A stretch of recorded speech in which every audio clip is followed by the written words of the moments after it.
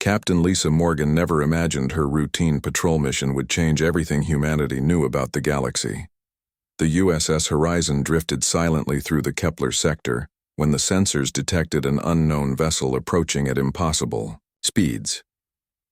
The bridge crew tensed as Communications Officer Amy Davis reported the incoming transmission. Lieutenant Kate Wilson worked frantically at her console trying to decode the alien language that filled their speakers with melodic tones, unlike anything they had ever heard. The massive ship that appeared on their view screen was breathtaking in its organic design, curved surfaces that seemed to flow like liquid metal and pulsed with soft bioluminescent patterns. Dr. Maya Foster, the ship's xenobiologist, stared in wonder at the readings flooding her instruments. 3 figures materialized on the bridge in columns of shimmering light. The transport technology was beyond human understanding, but what truly captivated everyone was the beings themselves. They were unmistakably feminine in form but possessed an otherworldly beauty that made the human crew catch their breath. The leader stepped forward, her skin having a subtle, iridescent quality that shifted between silver and gold. Her eyes were larger than human proportions with irises that swirled like miniature galaxies. She wore form-fitting attire that seemed to be made from the same living metal as their ship. "Say nothing. Just watch," she whispered while moving with fluid grace that seemed to defy physics. Her voice carried harmonics that resonated through the bridge, creating an almost hypnotic effect on the human crew. The second alien was taller with skin that had a pale blue luminescence. Her hair floated, as if underwater despite the normal gravity. Her companion had darker features with skin that reminded Captain Morgan of polished obsidian, but with tiny points of light scattered across it like constellations.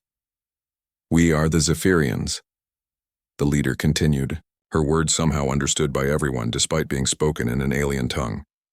"Our people have watched your species for many cycles, waiting for the right moment to make contact." Lieutenant Wilson managed to find her voice. "What do you want from us?" The question seemed to amuse the aliens. The leader tilted her head in a gesture that was almost human but not quite. "We do not want anything from you humans. We come to offer something to you."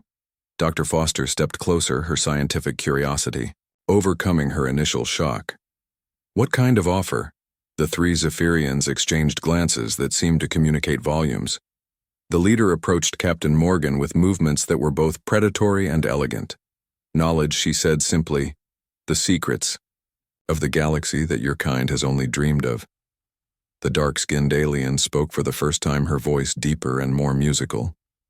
"Your species has impressed us with your determination and resilience.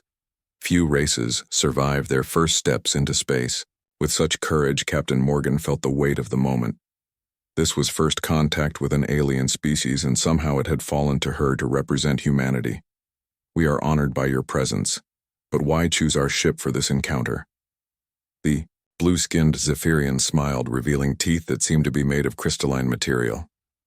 "You were not chosen randomly, Captain Morgan. Your ship carries something precious to us, something your people do not yet understand. The value of." Amy Davis spoke up nervously. "What could we possibly have that interests an advanced civilization like yours?" The leader walked to the main view screen and placed her hand against it. The display changed, showing star charts and cosmic phenomena that were completely unknown to human science. "Your emotional resonance," she said quietly. "We have been a logical species for millennia, but we have lost something in our evolution." She turned back to face the crew. "The capacity for what you call love, passion, hope. These things have faded from our people. We exist, but we do not truly live." Dr. Foster was fascinated. "Are you saying you want to study human emotions?" "More than study," the dark alien replied. "We wish to remember. We believe that contact with your species might reawaken what we have lost." The tension on the bridge was palpable. Captain Morgan realized she was making decisions that would affect the entire human race. What would this contact involve? The leader approached her again, standing close enough that Morgan could see the complex patterns shifting in her eyes. "We propose an exchange. Some of your people would come with us to learn our technology. Our science would advance your civilization by thousands of years. And in return, Kate Wilson asked some of us would remain here to study your ways to remember what it means to feel, the blue alien explained. The proposal was staggering. Captain Morgan looked at her crew, seeing a mixture of fear, excitement, and wonder in their faces. This is beyond my authority to decide. We understand, the leader said, but we must begin somewhere. The universe is vast and lonely. Captain Morgan, your species burns brightly in the darkness of space. We do not wish to see that flame extinguished by the challenges ahead. Dr. Foster stepped forward. What challenges? The three aliens became more serious. The galaxy is not as empty as you believe. There are ancient powers that do not welcome new spacefaring races. Many promising species have been destroyed before they could reach their potential. The dark alien continued. Your world will face these threats within your lifetime. We offer alliance, protection, and growth, but the choice must be made soon. Captain Morgan felt the weight of responsibility crushing down on her. How can I make such a decision for all humanity? You cannot, the leader agreed, but you can make it for yourself and your crew. We will wait while you contact your leaders, but know that time is precious. Amy Davis was working. At her station, Captain, I am receiving transmissions from Earth Command. They are demanding to know our status. The leader smiled. It seems your people are as curious as we hoped. Send your messages, Captain Morgan. Tell them what you have seen. Let them decide. As the communication channels opened, Morgan realized that this moment would be remembered throughout human history. The beautiful, dangerous aliens before her represented either humanity's greatest opportunity or its greatest threat. The blue alien approached Dr. Foster. Your scientific knowledge is impressive for such a young species. We could teach you to heal diseases that plague your people, to extend life beyond your current limits. Dr. Foster's eyes widened with possibilities. And what would you learn from us? The leader answered, how to love again, how to dream, how to hope for something beyond mere existence. The conversation continued for hours, as both species shared knowledge and asked questions.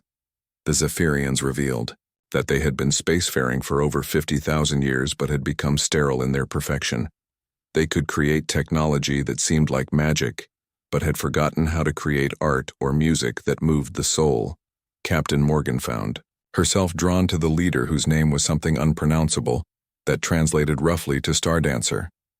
There was an intelligence and sadness in her eyes that spoke of eons of loneliness.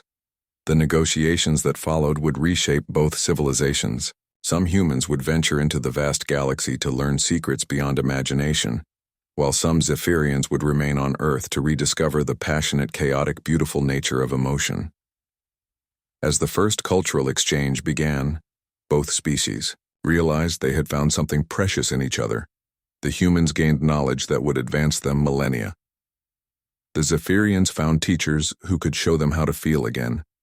The universe suddenly seemed less empty and far more full of possibilities than either species had ever imagined. The encounter between Captain Lisa Morgan and the Zephyrian delegation marked the beginning of a new age for humanity, one where the stars no longer seemed impossibly distant, but filled with allies, friends, and endless wonder. The story of that first meeting would be told for generations, inspiring countless humans to look up at the night sky and dream of the adventures waiting among the stars.